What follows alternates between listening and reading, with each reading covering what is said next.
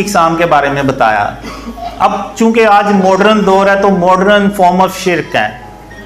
یہ جو آپ بڑے بڑے بورڈ دیکھتے ہیں, ایون ڈیکوریشن پیسز دیکھتے ہیں ہم, یعنی اپنے گھروں میں بھی آپ دیکھتے ہیں اکثر لوگوں نے رکھے ہوتے ہیں جس پہ وہ جانوروں کی تصویریں ہوتی ہیں یا کچھ اور بنے ہوتے ہیں چیزیں.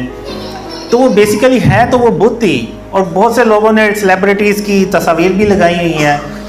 تو یہ ساری چیزیں جو ہیں نا یہ فارم آف شرک ہیں, اور یہی وہ چیزیں ہیں جس سے آپ صلی اللہ علیہ وسلم نے اپنی امت کو منع فرمایا. اور ایک حدیث میں ہے کہ جس گھر میں تصویر ہوگی اس گھر میں اللہ کی رحمت کے فرشتے نہیں آئیں گے.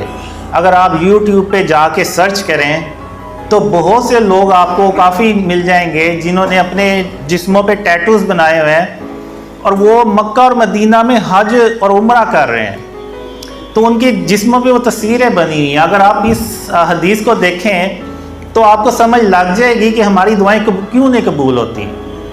جب اللہ کی رحمت کے فرشتے ہی نہیں آئیں گے تو ہماری دعائیں بھی کیسے قبول ہوں گی. تو جو کنیکشن ہے وہی ٹوٹا ہوا ہے, تو وہ کیسے ہماری دعائیں جو ہیں نا وہ قبول ہوں گی. تو اب یہ چیز بنی کہ اللہ نے یعنی اللہ جو ہے نا وہ محمد صلی اللہ علیہ وسلم سے بہت زیادہ خوش ہوا. اور شرک کے بارے میں اللہ نے ارشاد فرمایا ہوا ہے, قرآن میں جگہ جگہ ارشاد فرمایا ہوا ہے.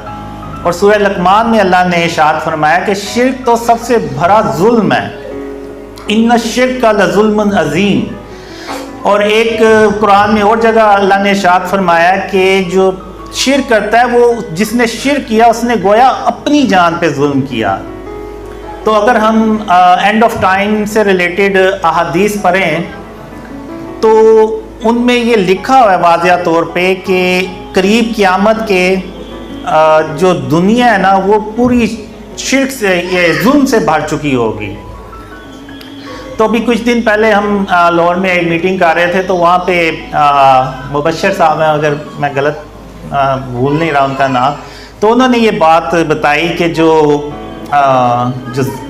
شرک ہے وہ بیسیکلی ظلم ہے, اور وہ جو ظلم یعنی جس چیز کا وہ احادیث میں ذکر کیا گیا ہے تو وہ یہی ظلم ہے کہ وہ جو ظلم ہے نا وہ پوری دنیا میں اگر آپ دیکھیں تو پوری دنیا میں اس وقت پھیلا ہوا ہے. یعنی جو شرک ہے نا وہ پوری دنیا میں پھیلا ہوا ہے. آپ دیکھ لیں ایون مسلمان ملکوں میں دیکھ لیں, آپ بڑے بڑے بورڈ نظر آئیں گے. آپ کسی بھی ہاؤسنگ سوسائٹی میں چلے جائیں آپ کو وہاں پہ بت نظر آئیں گے پڑے ہوئے. ایون آپ کپڑوں کی دکانوں پہ چلے جائیں وہاں پہ آپ کو بت نظر آئیں گے. اور یہ وہی بت ہیں جو حضرت ابراہیم علیہ السلام نے, ایسے ہی بت تھے وہ بھی جو حضرت ابراہیم علیہ السلام نے توڑے, جو محمد صلی اللہ علیہ وسلم نے فتح مکہ پہ توڑے. تو وہ بس شکلوں میں فرق ہے, سائز میں فرق ہے, یا میٹیریل کا فرق ہوگا. باقی وہ بھی بت ہیں یہ بھی بت ہیں, وہ بھی بجان تھے یہ بھی بجان ہے.